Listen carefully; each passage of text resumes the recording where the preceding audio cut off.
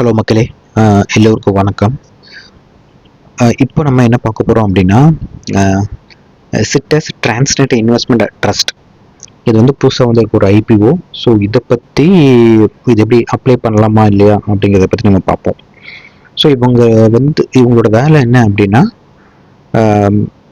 டிரான்ஸ்போர்ட்டுக்கு வந்து இவங்க வந்து இன்வெஸ்ட் பண்ணி ஒரு ட்ரஸ்ட் மாதிரி கிரியேட் பண்ணியிருக்காங்க. அந்த ட்ரஸ்ட் மூலமாக பணம் கெதர் பண்ணி ஃபர்தராக இன்வெஸ்ட் பண்ணுறது தான் அவங்களோட ஒரே குறிக்கோள், அவங்களோட நோக்கம்.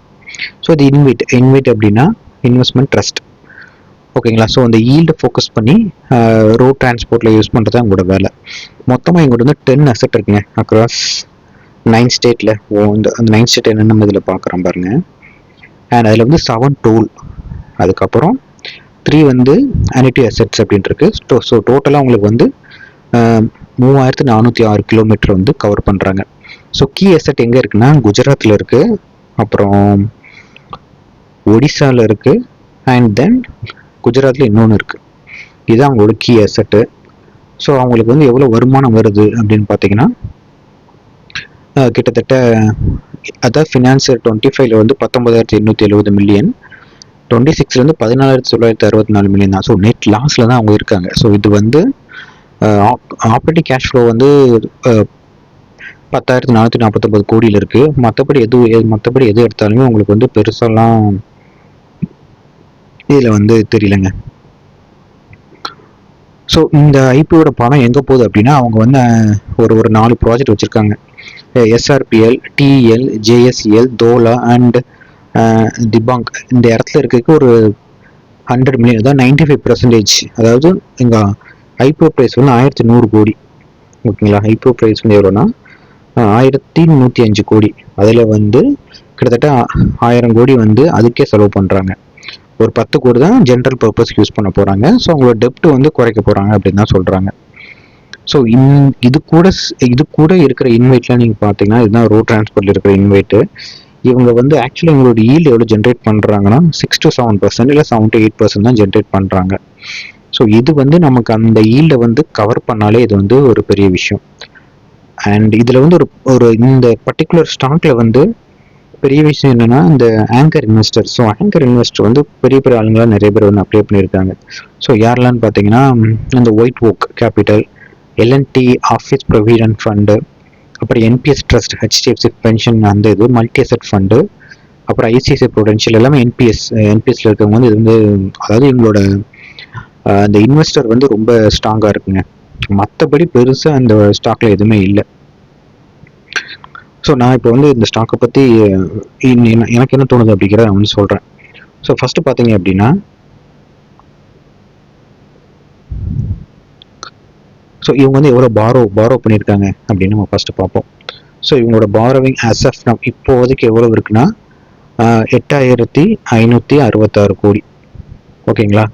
ஸோ அதில் ஸ்ட்ரக்சர்ட் பாரோ வந்து 36,608 அப்படின்னு சொல்கிறாங்க.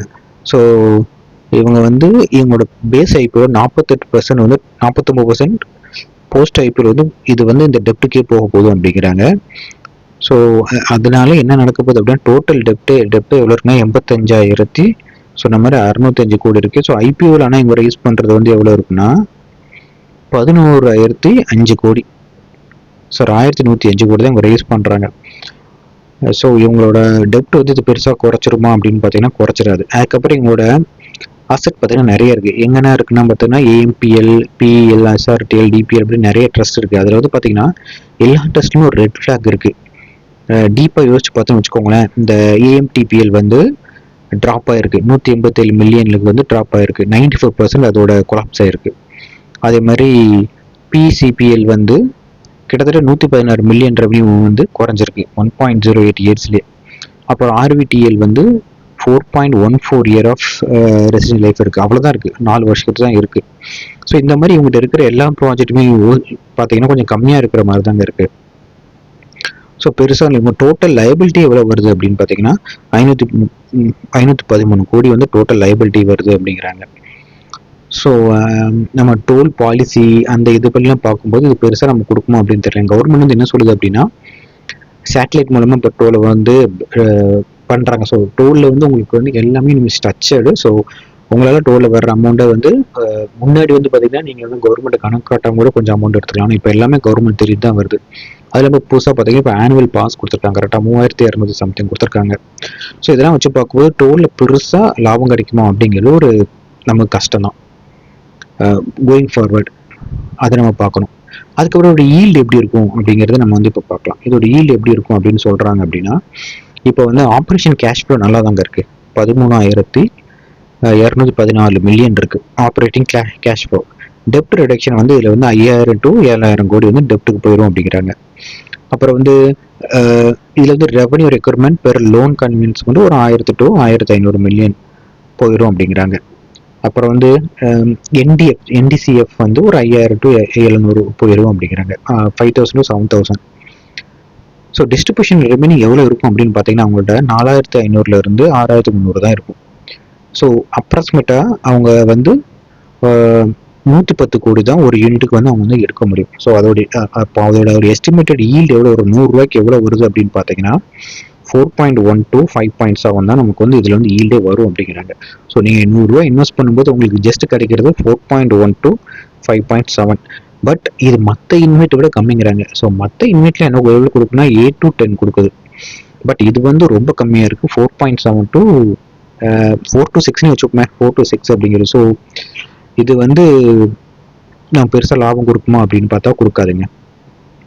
ஸோ இதோட ஈல்டு எப்படி கால்குலேட் பண்ணலாம் அப்படின்னு நான் பார்க்குறேன். நான் உங்களுக்கு சொல்கிறேன். ஈல்டு அப்படி இல்லை, எப்படி சொல்கிறேன்னா இதோட ஸோ இங்கே வந்து பார்த்துருவோம் எப்படி வந்து இதை வந்து ஒரு ஈல்டு வந்து நம்ம எக்ஸ்பெக்டட் ஈல்டு என்ன அப்படின்னு தான் பார்க்க போகிறதா. நம்ம இங்கே வந்து எக்ஸ்பெக்டட் ஈல்டு எப்படி கால்குலேட் பண்ணலாம் அப்படின்னு நம்ம வந்து பார்க்க போகிறோம். ஓகேங்களா, நான் சொல்கிறேன் எப்படி பண்ணலாம் அப்படின்ட்டு. ஸோ ஃபஸ்ட்டு என்ன அப்படின்னு பார்த்தீங்கன்னா இதோட ஆப்ரேட்டிங் கேஷ் ஃப்ளோ நான் சொல்கிற மாதிரி 1044ன்னு வச்சுப்போம். 1044 கோடி இதோட ஆப்ரேட்டிங் கேஷ் ஃப்ளோ. ஓகேங்களா, ஓகே.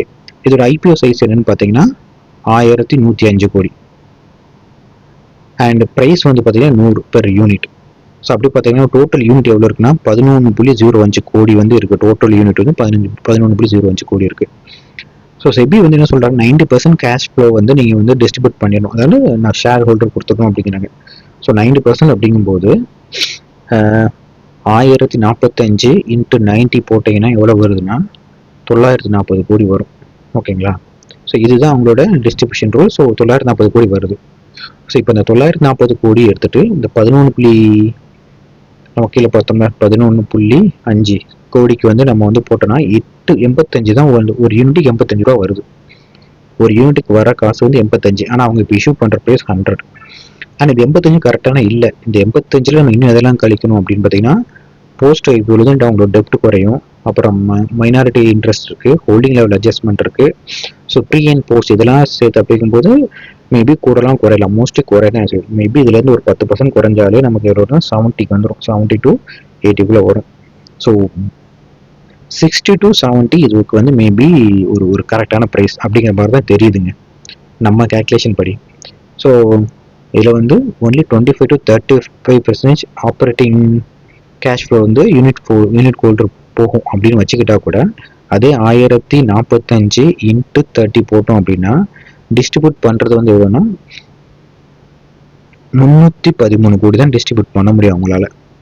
ஸோ இந்த 311 கோடியை பெர் யூனிட்டே போகும். மொத்தம் 17.05 கோடி இருக்குது. அப்படி பார்த்தீங்கன்னா 28 வருது, 28 பெர் யூனிட். ஸோ ஒரு யூனிட் 28 தாங்க வரும். அந்த 28 நீங்கள் வந்து இப்போ 100 டிவைட் பண்ணிங்கன்னா எவ்வளோ வருதுன்னா 28 divided by 100 போடுங்க எவ்வளோ வருது, கிட்டத்தட்ட 28% வருது. ஸோ 28% லாபம் வரணும்.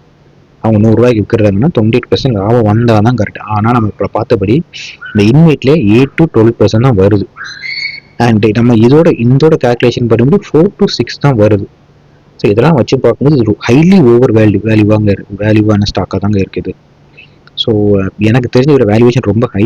அண்ட் ரோல் வந்து ஃப்யூச்சரில் வந்து எந்த அளவுக்கு இருக்கும் அப்படின்னு தெரியல.